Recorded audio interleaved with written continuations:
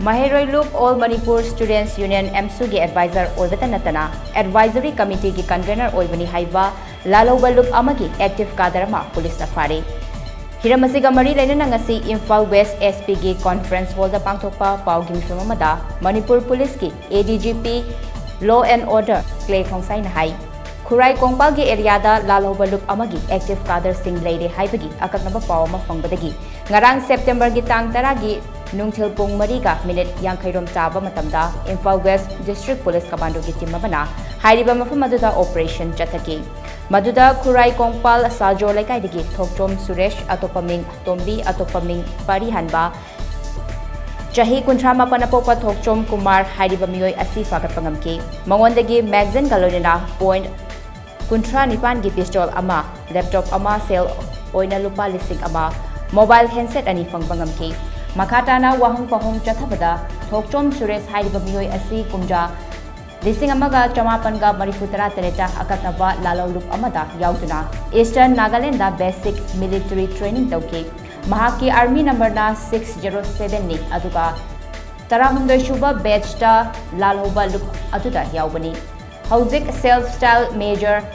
Singjamai dagi Umakanta Kauba amagi kaman makada thabak tawi hairi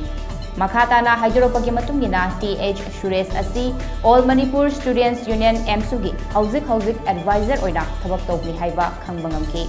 loinana chahi sigi August ki tang 19 da Moregi Eastern Shrine School da pangthokiba MSU gi foundation day numita saruk yarubaga loinana mahake commander da mioi amagi kuthangda Suresh ta laptop ama piraki haiba khangbangamki tungda makhatawa ain gi oiba thabak laukhanaba Porompat police station akrai Paugi mifamatuda ADGP Clay Khongsai na hai state asida mahiroi isingi loop oirabadi tasengna mahiroi gi damak label loop oibiu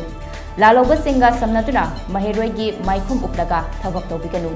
leibak asi ain chatnaba leibak ni ain gi oiba chapchaba thabak lokhatkani tangai fadrabadi investigation gi makha chatharakpada central agency da sinagani haina ADGP na makataki adubasida apaida mayam khangani na Rajiti Suresh, Thokchom Suresh presently MSU ki advisor ni khai masana haizabani wa hogi information ki matungina masi wahang pahang tobukan sida ma masana haibani masi MSU student organization amagi advisor amasung convener of advisory committee MSU ki headquarter ki advisory committee you can also go to Haiba my laptop was a funky aduga they so when a global lady